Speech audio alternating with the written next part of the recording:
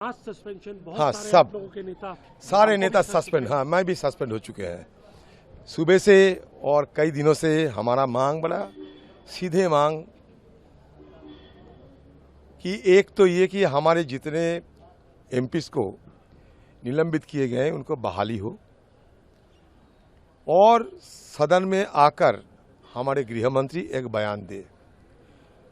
जो बयान सदन की बाहर रोजाना देते हैं, टीवी की सामने बैठ के सारे देशवासियों की सुनाते हैं, उसमें से कुछ सदन के अंदर आकर वो कहे और हमारे सबको और देशवासियों को अवगत कराएं कि अगले तारीख में सदन के और इसके साथ साथ देश की सुरक्षा के लिए सरकार क्या क्या कदम उठा रहे हैं।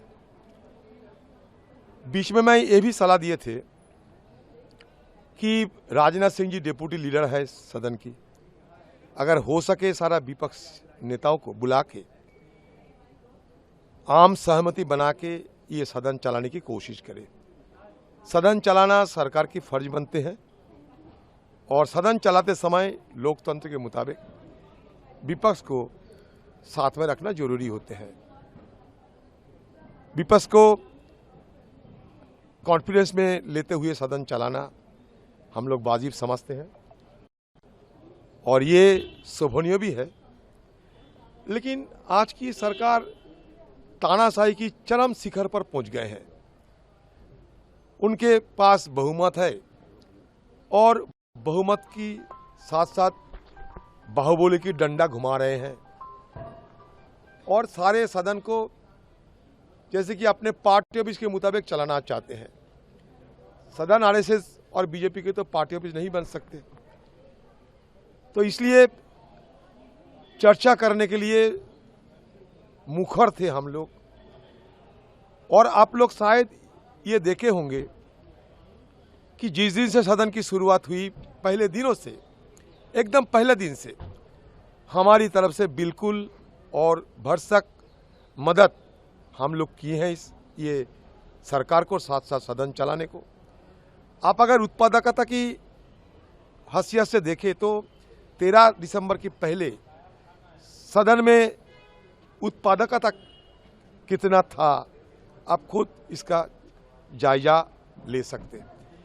लेकिन यहाँ लगता है कि टीवी में बोलना, बाहर बोलना, ये सरकार को और सत्तारूढ़ पार्टी के लोगों को, चाहे वो पीएम हो, एचएम हो, जो भी हो, उनको आसान लगते हैं, सहज लगते हैं, लेकिन सदन में आकर खड़े होकर कुछ बोलने में वो डरते हैं।